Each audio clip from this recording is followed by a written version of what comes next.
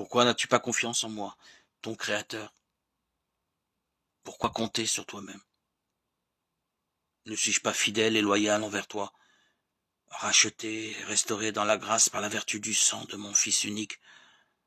L'homme peut donc dire qu'il a expérimenté ma fidélité, et pourtant il doute, encore et encore, semble-t-il, que je sois assez puissant pour le secourir, que je sois pas assez fort pour l'assister et le défendre contre ses ennemis,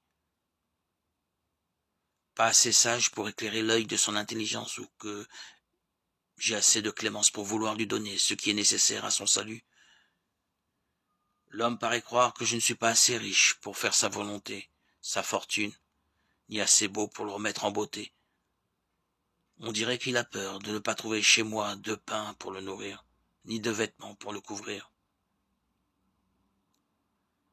Combien de jeunes, par exemple, hésitent à donner totalement leur vie à Dieu parce qu'ils n'ont pas confiance que Dieu soit capable de les rendre pleinement heureux. Et ils cherchent à assurer leur propre bonheur par eux-mêmes. Et ils se rendent tristes et malheureux. C'est bien là la grande victoire du père du mensonge, de l'accusateur, le diable Satan, quand il réussit à mettre dans le cœur d'un enfant de Dieu la défiance vis-à-vis de son père. C'est pourtant marqué de cette défiance que nous venons tous au monde. C'est cela le péché originel.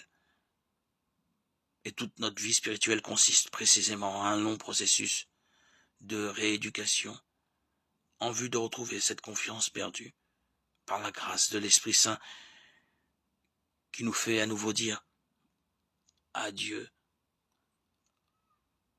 Abba, Père. Mais il est vrai que ce retour à la confiance est pour nous très difficile, long et pénible.